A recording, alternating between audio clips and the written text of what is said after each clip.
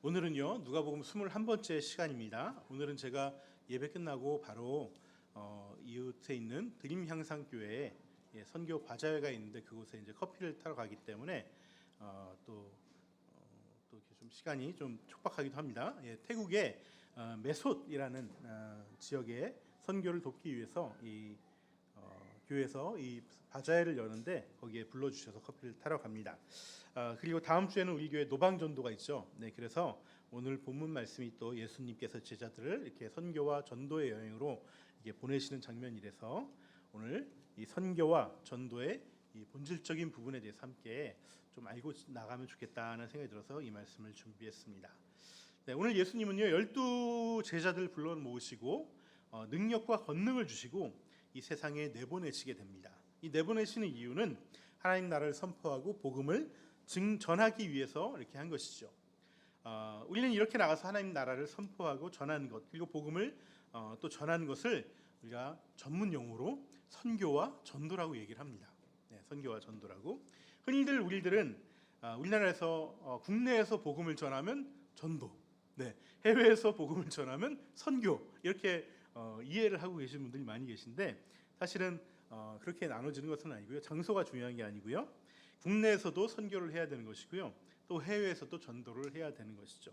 선교와 전도의 차이점은 무엇일까? 그러면은 이건 장소의 차이가 아니라 대상과 목적이 다른 거예요. 대상과 목적이. 그러니까 뭐냐면은 선교는 어떤 특정한 개인에게 이 복음을 이 예수님을 전하는 것이 아니라 불특정 다수에게 이 하나님 나라에 대해서 알리는 거예요. 전하는 거예요. 그래서 이거를 어떤 구체적으로 이 하나님 나라입니다 이렇게 설명하는 것이 아니라 이렇게 어떤 행동을 통해서. 그래서 우리 구한말에 미국의 선교사님들을 모셔서 이 나라에서 복음을 전할 수 없기 때문에 선교 활동들을 많이 하셨는데 대부분 어떻게 하셨죠? 병원을 짓고 학교를 세우고 이런 것들을 통해서 선교를 하신 것이죠. 한마디로 하나님의 뜻을 이렇게 간접적으로 알리는 것, 이런 것이 바로 선전하는 것이 선교입니다. 반면에 전도는요 어떤 특정한 개인이나 무리들에게 예수님의 복음을 전해서 그들의 마음을 열고 그 복음을 받아들이도록 하는 것, 이것이 전도입니다. 그런데 실제로는 이 선교와 전도가 구분이 모호할 때가 또 많이 있어요. 왜냐하면 우리가 선교를 통해서도 어느 개인에게 복음이 전해지기도 하고 또 어느 개인에게 복음을 전하다가 그것을 통해서 선교를 하기도 합니다. 사실 저희가 구활동에서 처음 도서관을 시작했을 때 그때의 계획과 뜻도 이런 것이었죠. 우선은 선교를 위해서 도서관을 사실은 열었던 것입니다. 저희들 보기에 그때 지금도 마찬가지로 더 심하지만 우리 한국은 더 이상 어떤 기독교적인 국가는 아니다. 이렇게 활발하지 못하다. 또 많은 사람들이 교회에 관심이 없고 심지어 싫어하기까지 하고 또 그래서 이런 오해와 선입관을 좀 풀어주고 싶다. 그래서 하나님의 나라는 원래 좋은 거야. 교회는 그런 거예요. 오해하지 마세요라는 것들을 알려주기 위해서 이 도서관을 통해서 사람들에게 그것을 알렸던 것이죠. 그래서 선교하는 마음으로 사실 도서관을 세웠습니다.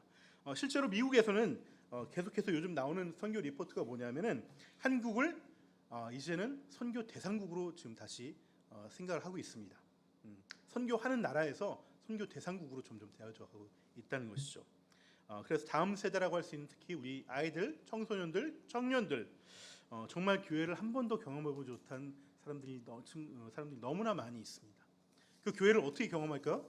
그들은 다 교회를 뭘로 경험하냐면 영화와 드라마로 경험을 합니다.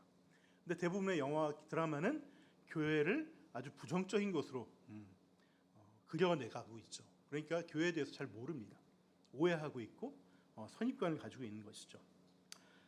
그래서 실제로 한국은 이제 선교 대성국이 돼버렸고요.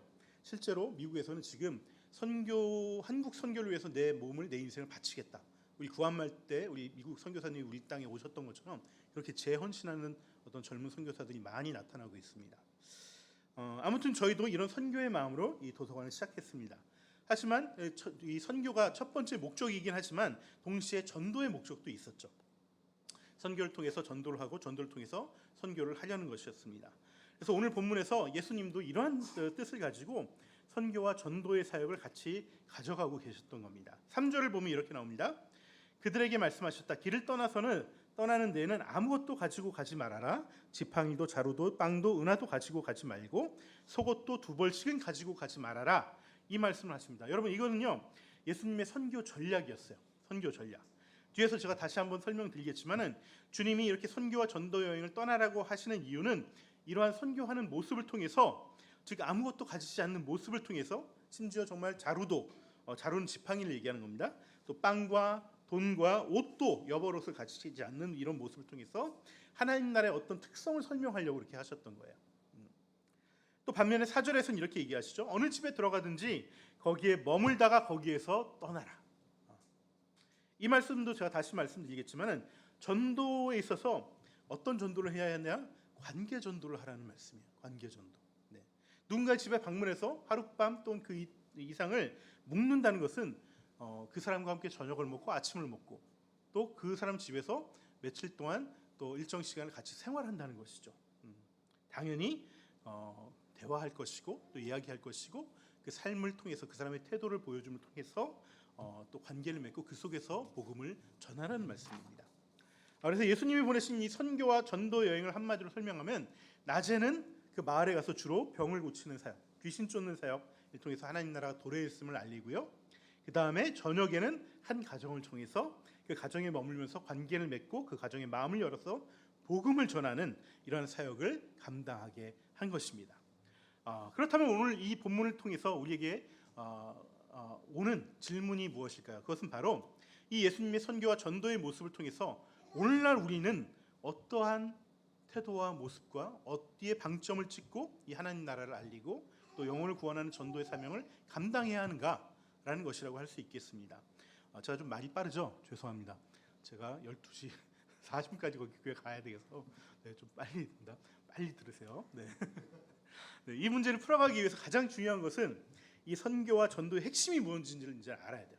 그리고 그 본질과 핵심에 맞게 오늘날 선교와 전도의 모습은 어떠해야 되는지 그 방법들을 찾아가 나가야 되는 것이죠. 먼저 예수님이 제자들에게 명하신 선교의 핵심에 대해서 한번 나눠보고 싶습니다. 이미 말씀드렸던 것처럼 예수님은요 하나님 나라를 전하기 위해서 병 고치는 능력과 귀신 쫓는 권능을 주셨어요. 동시에 아무것도 가지고 다니지 말라는 뜻밖의 명령을 내리십니다. 먼저 병 고치고 귀신 쫓아내도록 하신 것은요, 당시 사람들이, 고대 사람들은요 이 병이 들고 귀신 드는 것은 사탄의 어떤 공격과 사탄이 행하는 일이라고 생각을 했어요. 네. 우리나라도 개화기 전까지는요 아프면은 의원도 찾아가지만 무당도 찾아갑니다. 네. 이 귀신들이, 악한 영들이 나에게 이게 해코지를 해가지고 내가 아픈 거다라고 생각을 했다는 것이죠. 그래서 지금도 이 아프리카에 가면은 우리 의료 선교하시는 분들, 의사분들이 가시면은 이 의사 이 선교사들을 제일 싫어하고 경계하는 사람들은 그 아프리카에 있는 무당들이에요. 저 인간들이 내 밥그릇을 뺏으려고 왔네 그러면서 되게 경계를 한다는 것이죠. 그러니까 예수님 당시에는 이 병이 든다는 것은 죄를 지어서 악한 영이 세력이 침범해서 나를 고소하고 나를 아프게 만드는 것이다, 이렇게 생각을 했던 거예요. 그런 수준의 이해를 갖고 있는 사람들에게 이 병이 왜 생기고 이거 할 수가 없는 것이죠. 기초 과학 지식이 없으니까. 네. 그래서 병을 치유해주고 이 병이 떠나간 것은 하나님 나라가 임한 거야. 사탄의 나라가 물러가고 하나님 나라가 임한 거야라는 것을 알려주기 위해서 병고침의 사역을 행한 것입니다. 네. 그래서 이 병고침의 사역을 할 수 있도록 예수님은 이 제자들에게 병고침의 그 능력과 권세를 주신 것이죠. 귀신 쫓는 것도 마찬가지입니다. 예수님은 귀신 들렸던 사람들이 많지 않죠. 네. 대부분 정신병이나 마음의 병이 드는 경우는 많습니다. 귀신이 들려서 이렇게 정신이 나가거나 이상한 사람이 되는 것은 그런 경우가 많지 않습니다. 그럼에도 불구하고요, 이런 일이 전혀 없지는 않습니다. 제가 얼마 전에 한 목사님 만났는데 그분 교회에 아주 오래된 집사님이신데 그분이 귀신이 들렸어요. 그런 일이 지금도 일어납니다. 그래서 이 목사님이 자기는 축사를 한 번도 한 적이 없는데 어떻게 축사하시는 목사님을 찾아가서 어떻게 상담하고 배우고 그래서 축사 사역을 계속 하고 있다. 그래서 조금씩 나아지고 있다, 이렇게 말씀하시더라고요. 저도 전도사 시절에 기도원에서 사역을 했습니다. 그때 봄 가을로 한 목사님이 오셨는데 이분이 귀신 축사 사역을 전문적으로 하시는 분이에요. 이분은 원래는 하나님 믿지 않았습니다. 아내만 순복음교회 다니셨는데 이 아내 되는 권사님이 어느 날 귀신 들린 거예요.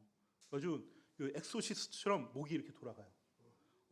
이 남편이 너무 무서워.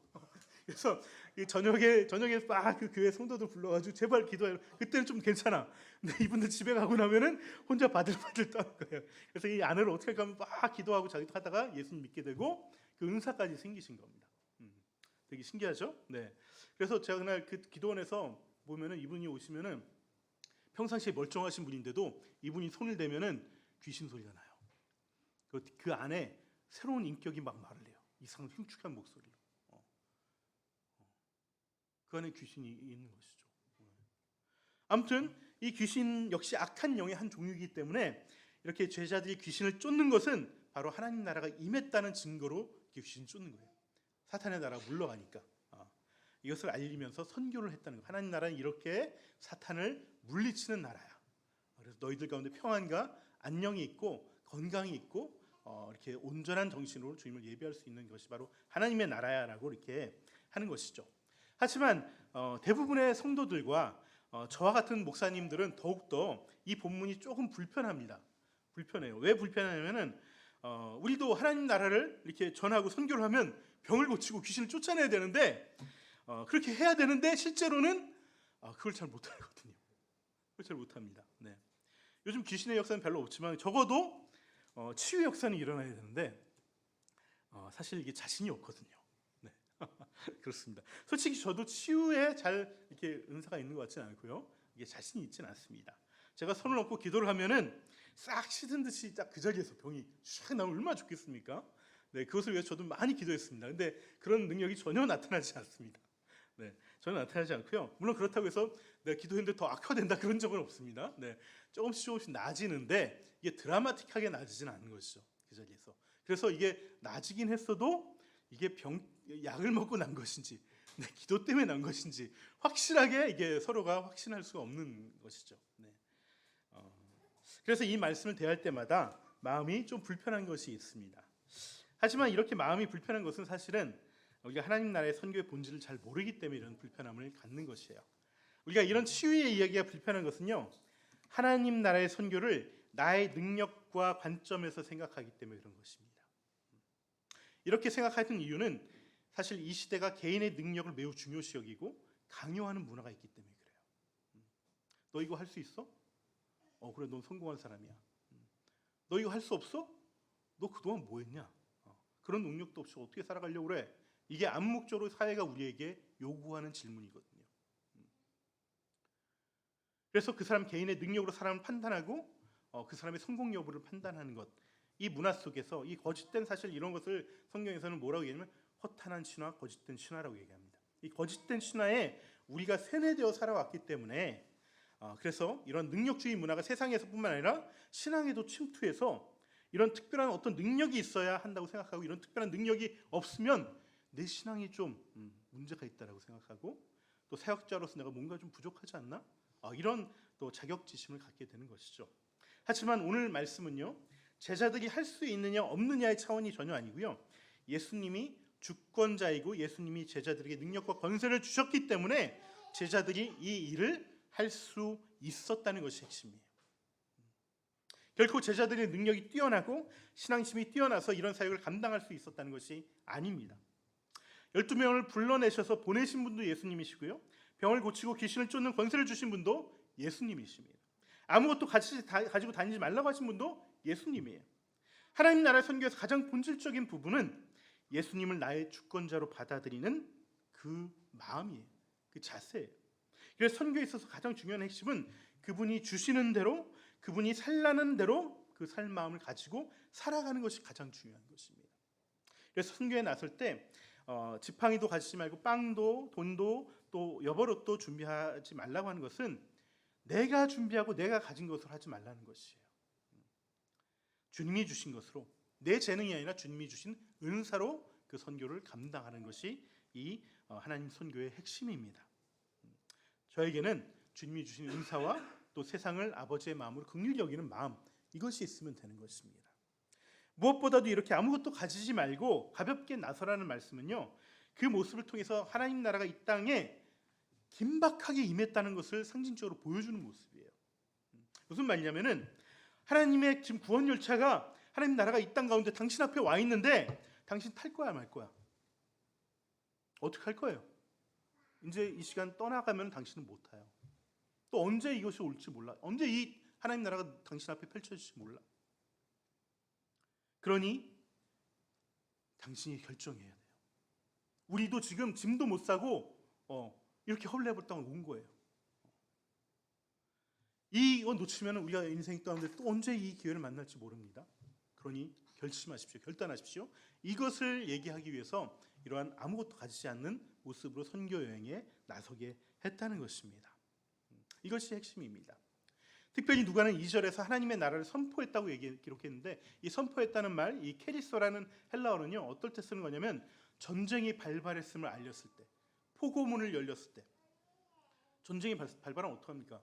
내가 뭐 먹을 거 싸가지고 갈 여력이 있겠습니까? 뭐 집 사들고 뭐 어떻게 가겠습니까? 안 되죠. 긴박하게 움직이라는 그러한 어떤 메시지가 담겨 있는 것이죠. 그러니까 무언가를 재고 말고 생각하고 따지고 하지 말라는 거예요. 이런 마음 갖고 생각하는데 시간 들이지 말라는 것입니다. 바로 주님의 뜻을 받아들여서 순종할 것인가 하지 않을 것인가를 결정하라는 것이 하나님 나라가 우리와 세상에게 주는 도전인 것입니다. 그래서 예수님은 이런 말씀하셨죠. 쟁기를 잡고 뒤를 돌아보는 사람은 하나님 나라에 합당하지 않다. 합당하지 않습니다. 그런데 우리는 이 하나님 나라를 전해야 하는 우리부터 굉장히 망설일 때가 너무나 많습니다. 여러분, 선교는 해외에서만 하는 것이 아니고 선교사만 하는 것이 아닙니다. 내가 내 일상에서 내 가족에게, 내 아내에게, 내 남편에게, 또 이웃에게, 자녀에게, 함께 일하는 동료에게 하나님 나라의 가치를 보여주고 알려줘야 할 때가 늘 찾아오죠. 그때 망설이지 말라는 거예요. 망설이지 말라는 거예요. 하나님 나라는 의와 평화와 희락입니다. 관계의 이유와 서로의 기쁨과 충돌이 없어야 되는 이 평화를 만들어가는 일이 우리에게 늘 조전처럼 다가오는데, 그때마다 내 자존심 세우고 내 뜻대로 하지 말고 하나님 뜻에 순종해서 거기서 하나님 나라를 이루도록 내가 나서라는 거예요. 바로 나서라는 거예요. 그 시간이 지나가면은 그 하나님 나라는 거기에 더 이상 임하지 않습니다. 이 타이밍에 민감하게 반응해서 하나님 나라를 세상 가운데 보여주고 내 옆에 있는 사람들에게 보여주고 함께 누리게 하고 또 이렇게 함께 그것들을 만들어가는 것이 기독교인이 가져야 될 선교의 핵심이에요. 선교의 핵심. 이 타이밍을 맞추고 노력하는 자가 바로 선교사입니다. 이 타이밍을 맞추는 행동이 바로 선교 사역입니다. 우리 하늘 닮은 교회의 모든 성도들은 각자의 일상에서 나는 선교사다, 나는 선교 사역을 감당하고 있다, 그런 마음으로 내가 하나님 나라를 드러내야 할 때 머뭇거리지 말고 그 사역을 감당하고 드러내는 그런 복된 주님의 사명자들 되시길 주님의 이름으로 축원합니다. 두 번째는 복음 전도에 있어서 가장 중요한 핵심에 대해서 말씀드리고 싶습니다. 주님은 오늘 본문에서 제자들에게 어느 집에 들어가서 그 집에 머물라고 말씀하시는데요. 이것은 그냥 하룻밤 머물라는 것이 아니라 그 마을에 선교를 하는 내내 그 한 집에만 머물라고 하시는 거예요. 한 집에만. 이 마을에서 오늘은 이 집에 머물렀으니까 내일은 저 집에서 한번 자볼까? 이렇게 하지 말고 한 집에 온전히 끝까지 머물러 있으라고 얘기합니다. 또 오늘 말씀에 나오지 않지만 우리 다음 장인 누가복음 10장에 보시면 예수님이 이번에는 둘씩 짝을 지어서 선교와 전도 여행을 보내십니다. 그때는 또 이렇게 말씀하십니다. 우리 10장 1절부터 5절까지 성경 있으면 찾으시고요. 제가 읽도록 하겠습니다. 네. 이 일이 있은 뒤에 주님께서는 다른 70사람을 세우셔서 친히 가려고 하시는 모든 골과 모든 곳으로 둘씩 앞서 보내시며 그들에게 말씀하셨다. 추수할 것은 많으나 일꾼이 적다. 그러므로 추수하는 주인에게 추수할 일꾼을 보내달라고 청하여라. 3절입니다. 가거라. 내가 너희를 보내는 것이 양을 이리 가운데 보내는 것과 같다. 전대도 자루도 신도 가지지 말고 똑같은 말씀하셨죠. 길에서 아무에게도 인사하지 말아라. 이 말씀까지 하십니다. 그리고 어느 집에 들어가든지 먼저 이 집에 평화가 있기를 빕니다 하고 말하여라. 이렇게 얘기합니다. 이 10장에서는 그냥 어느 집에 들어가는 것 말씀도 하시지만 거기 추가로 하는 말씀이 뭐죠? 길에서 아무에게도 인사하지 말래요. 그냥 어느 집에 들어가서 그 사람에게 평안을 전하고 복음을 전하라는 것입니다. 이 말은요, 길에서 아무에게나 복음 전하지 말라는 거예요. 낮에 선교 활동을 하면서 눈여겨보았던 한 집을 정해놓고 그 집 특정한 가정에 가서 묵기를 청하고 그 가정에서 며칠 묵기를 청하고 제가 여러분에게 세상에서는 알 수 없는 이 평안을, 예수님의 평안을 당신 가정에 전해드리고 싶습니다 하고서 복음을 전하라는 거예요. 그래서 이 말씀이 말하는 것은 복음 전도에서 가장 중요한 핵심은 뭐냐면 관계를 맺는 겁니다. 믿지 않는 자들과 관계를 맺어가는 것들이에요. 복음이 전해지는가는 사실 주님이 하실 일이고요. 우리는 먼저 관계를 맺어야 돼요. 이 복음을 전하기 위한 관계. 이것은 타인뿐만 아니라 내 가족도 마찬가지죠. 새롭게 관계를 재정립해 나가야 됩니다. 내가 믿지 않는 내 가족이 있다면은 이렇게 관계를 새롭게 정하고 만들어 가야 된다는 것입니다. 하룻밤 또 며칠 구할 수 있는 친밀한, 모르는 사람이라면 그 친밀한 관계까지 맺어가야 되는 것들이고요. 그 마음이, 내 가족이라면 마음이 열릴 수 있는 관계까지 또 새롭게 만들어 가져야 되는 것이죠. 그런데 이렇게 전도를, 이렇게 관계 전도를 하기 위해서는 사실 장애물들이 있습니다. 크게 두 가지가 있는데요. 첫 번째 장애물은 이 관계라는 것이 사실 일방적으로 우리가 원한다고 맺어지는 게 아니라는 거예요. 네. 특히나 이 현대 사회에서는 이런 관계 맺기가 사실 더더욱 어렵습니다. 아예 거부를 당했다가 너무나 많죠. 이 관계라는 것은 일방적으로 맺을 수 없는데 맞장구를 쳐주는 누군가 손바닥이 있어야 이 손뼉이 나듯이 이 전도의 대상자 반응이 있어야 된다는 거예요. 반응이. 이 반응이 없으면 우리는 관계를 맺을 수 없고요. 복음을 전할 수 없습니다. 그래서 며칠 묵어가겠습니다. 저희가 이 하나님의, 예수님의 평안을 전해드리고 싶습니다라고 제안했을 때 적어도 그 사람이 우리를 환영하고 영접해 줘야 된다는 거예요. 예수님은 이렇게 영접하지 않는 사람에게 어떻게 하라고 했냐면은 4절과 5절 말씀에 오늘 9장에 이렇게 얘기하십니다. 어느 집에 들어가든지 거기에 머물다 거기에서 떠나거라. 어디에서든지 사람들이 너희를 영접하지 않거든 그 고을을 떠날 때 너희 발에 묻은 먼지를 떨어버려라. 그들을 거스르는 증거물로 삼아라. 이렇게 얘기하십니다. 우리가 마지막 때에 하나님께서 너 왜 예수님 믿지 않았냐 물어보십니다. 모든 사람들에게. 그때 그 사람들이 얘기하죠. 저는 뭐 전도를 받은 적이 없는데요. 예수 믿으라고 한 적 없는데요. 왜 한 적이 없어? 너 찾아간 사람이 분명히 있는데.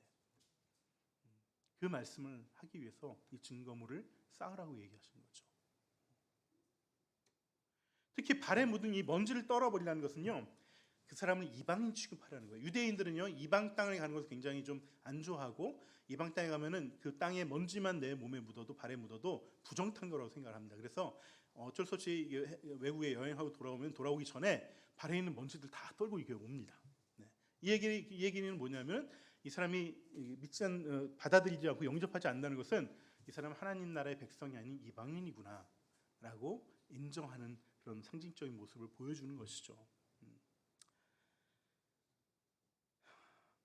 그리고 이렇게 돌아서라는 것입니다. 물론 우리가 가족을 그렇게 할 수는 없습니다. 가족은 끝까지 내가 책임지고 기도하고 이 사람을 변화시켜 나가야 되는 것이죠. 하지만 우리가 타인의 집에 방문해서 관계를 맺고자 했을 때 거부하는 사람들에게 미련을 갖는 것은 오히려 큰 효과가 있지 않습니다. 그 사람을 대하는 태도에서 사실 이 사람이 하나님 나라에 합당한지 안 한지가 사실 드러나거든요. 그래서 어떤 사람들이 전도가 되어질 때는요, 그 사람의 마음이 인색하거나 강팍할 때는 절대 전도가 안 됩니다.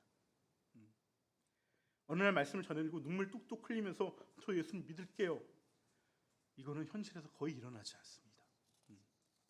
그 사람의 마음이 여러 환경과 그동안 살아오면서 하나님의 그 간섭하심과 인도하심을 차곡차곡 쌓여서 마음이 조금씩 말랑해지고 열려졌을 때 그때 복음을 그 사람과 관계를 맺으면서 복음을 전해야지 비로소 이 복음을 받아들이게 돼요. 사도 바울처럼 하루아침에 이렇게 변하는 사람은 정말 드뭅니다. 그리고 사도 바울은 하나님께서 쓰시고자 하셨기 때문에 강제적으로 이렇게 임해서 이렇게 된 것이고요. 일반적으로는 그런 경우가 별로 없습니다.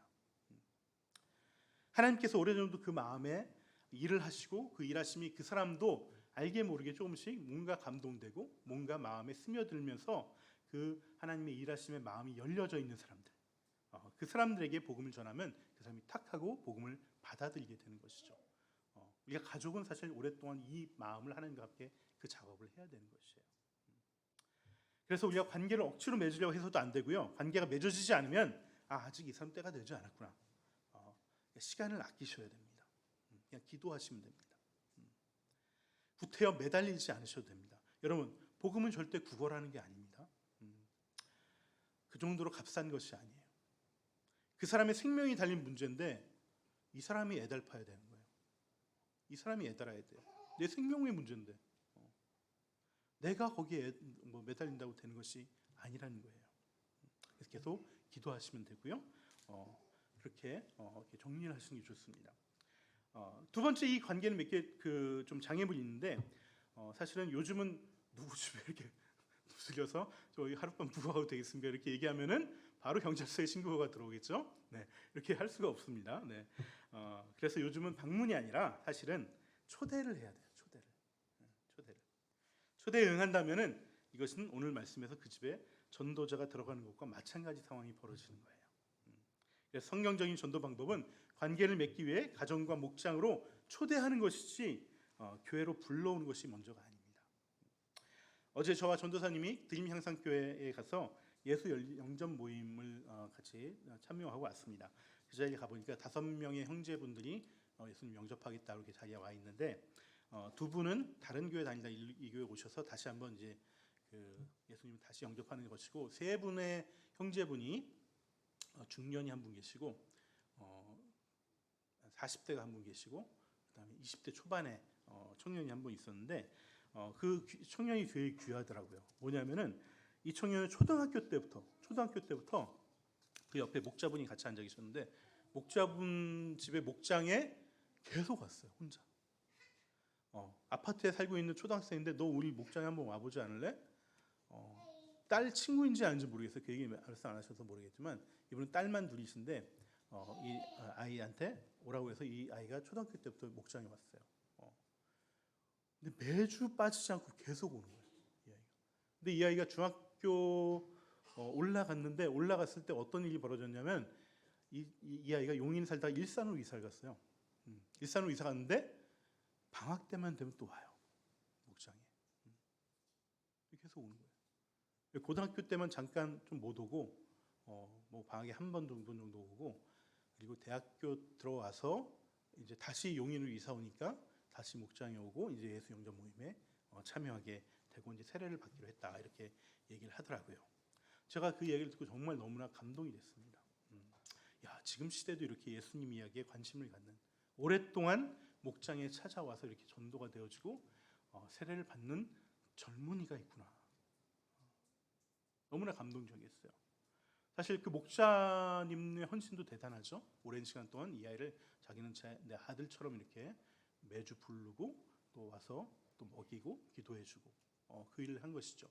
근데 그분도 정말 너무나 정말 그 은혜가 됐지만은 이 청년이 일산에 가서도 방학 때 이렇게 버스 갈아타고 지하철 타고 용인까지 왔다는 거,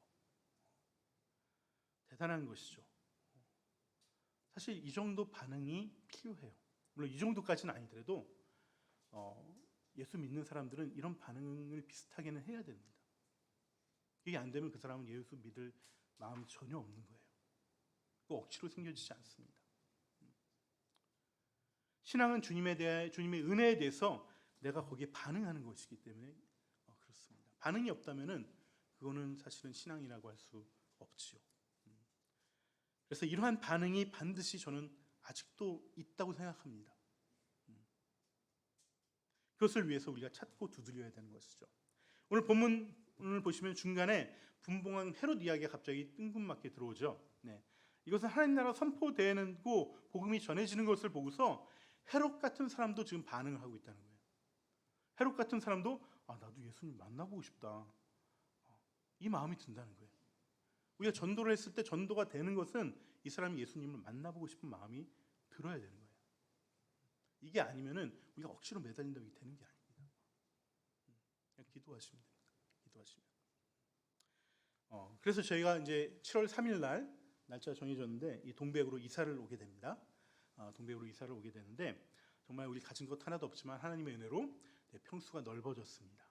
그래서 이제 목장 모임을 도서관에서 안 하고 저희 집에서 할 겁니다. 저희 집에서 하는데 이 목장 모임에 함께 관계를 맺고 복음을 전해야 될 사람들을 많이 초대해 주시기 바랍니다. 네. 교회로 데려오지 마세요. 목장으로 데려오셔야 됩니다. 목장으로. 네. 이것이 이 시대에 관계 전도의 출발점입니다. 저는 이 복음을 맞아들이고 반응을 보일 사람들이 분명히 우리 가운데 붙여주실 거라고 믿습니다. 그 믿음으로 구하고 함께 이 사역에 동참해 주시면 좋겠습니다. 마지막으로 한 가지 말씀드리고 말씀을 맺겠습니다. 앞으로 우리가 이런 관계 전도를 한다면 당연히 이런 질문이 들죠. 그럼 우리 노방 전도 하지 말아야 되는 거 아닙니까? 네, 이 질문이 당연히 듭니다. 네, 당연히 듭니다. 뭐 길에서 저희 복음 전하지 말라면서요. 이런 질문이 듣죠. 네, 맞습니다. 길거리 노방 전도는 사실 성경적인 전도로 권장되는 건 아닙니다. 가정교회에서는 길거리 이렇게 뭐 이렇게 나눠주면서 노방 전도하는 걸 별로 권장하지 않습니다. 하지만 제가 이 노방 전도를 하는 이유는요. 저는 이 노방 전도가 전도가 아니고 선교로서 내가 감당하고자 하는 마음이 있어서 그런 거예요. 사실 노방 전도 한다고 전도 잘 되어지지 않습니다. 노방 전도를 하는 이유는요. 전도에 효과가 있어서 하는 것이 아니라 교회에 대한 안 좋은 인식들을 너무나 많기 때문에 우리가 직접 대면하면서 이 더운 날 커피 한 잔 드리면서 우리 이 교회 다니고 있는데 교회 다니는 사람들 이상한 사람들 아니에요 라는 것들을 좀 전해주고 싶은 마음이, 선교의 마음이 사실 더 큽니다. 그리고 그렇게 하나님 나라를 알려주고 싶은 마음에 이렇게 하는 것이죠. 물론 이 노방 이 전교를 통해서 전도가 되어지면 더욱더 좋죠. 사실 방식이 정해져 있고 이 방식이 아니면 안 돼라는 이것이 중요한 것이 아니고요. 진짜 중요한 것은 그 내용과 정신의 원칙을 우리가 지켜나가고 있느냐가 중요한 것입니다. 그래서 성경을 보시면 예수님도 한 입으로 두 마디를 하십니다. 다른 말을 하세요. 우리 누가복음 22장 35절로 36절 한번 성경 있으시면 찾아보시고요. 제가 읽도록 하겠습니다. 35절입니다. 22장 35절. 예수께서 제자들에게 말씀하셨다. 내가 너희를 돈주머니와 자루와 신발이 없이 내보냈을 때 너희에게 부족한 것이 있더냐? 이렇게 물어봤어요. 그러니까 오늘 사건을 놓고 이제 나중에 이 얘기를 제자들에게 물어본 것이죠. 그러니까 제자들이 대답했습니다. 없었습니다. 이렇게 얘기했습니다. 그리고 나서 여기에 새로운 말을 말씀하십니다. 어떤 말을 말씀하시면 예수께서 그들에게 말씀하셨다. 36절입니다. 이제는 돈주머니가 있는 사람은 그것을 챙겨라. 또 자루도 그렇게 하여라. 그리고 칼이 없는 사람은 옷을 팔아서 칼을 사라. 이런 말씀하세요. 이게 뭔 얘기야? 라는 생각이 들죠. 네. 여러분, 칼을 사라는 것은 예전에는 자루나 지팡이 가지고 다니지 말라고 했는데 자루나 지팡이는 예전에 왜 가지고 다녔냐면은 들에서 들짐승을 만나거나 아니면 사람들을 강도를 만나면 이거 갖고 싸우라고 지팡이를 들고 다니고, 노인이라서 이거 뭐 짚고 다니라고 하는 것이 아니라 그런 호신용으로 사실 지팡이를 가지고 다니는 거예요. 근데 그걸 가지고 다니지 말라고 했던 거는 너희 하나님에게, 주님께 다 맡기고 이 전도의 훈련, 선교의 훈련을 감당하라는 의미에서 주셨던 거고요. 이제는 칼을 가지고 다니래요. 칼을. 물론 실제 칼을 가지고 다니라는 말씀은 아니겠죠. 이 얘기는 뭘까요? 네. 세상이 악하고 또 전도하는 사람들에게 상처를 주니까 자기 방어를 하라는 거예요. 자기 방어를 하라는 거예요. 중요한 것은 뭐냐면은 상황과 현실에 맞게 말씀을 창조적으로 우리가 적용할 줄 알아야 돼요.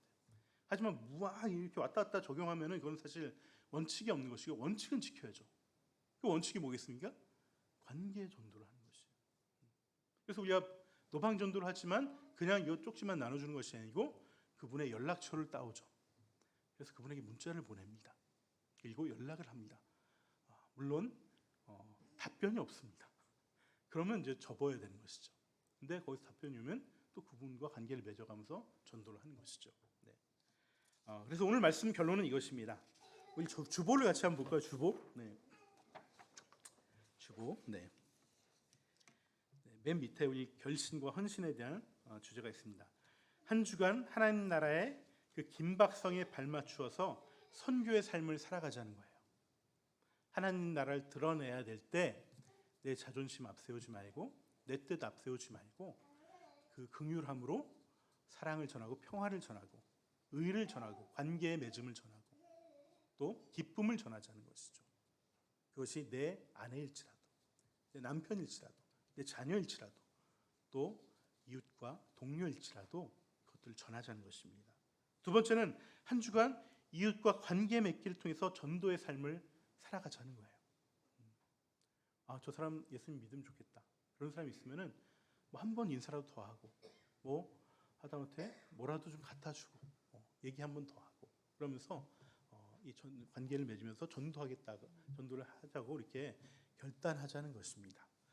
여러분 이것이 바로 주님께서 우리에게 주신 선교와 전도의 사명이에요. 그래서 이 선교와 전도는 주일날 노방전도 할 때만 하는 것이 아니라 해외 나가서만 하는 것이 아니라 이 땅에서 내 일상에서 날마다 감당하고 이를 위해서 기도해야 되는 것입니다. 이것들을 감당해낼 때 또한 우리에게 또 믿음의 가정들을 또 허락해 주시고 또 우리 교회에 또 정말 풍성한 하나님의 은혜가 더욱더 임하고 부흥이 임할 줄 믿습니다.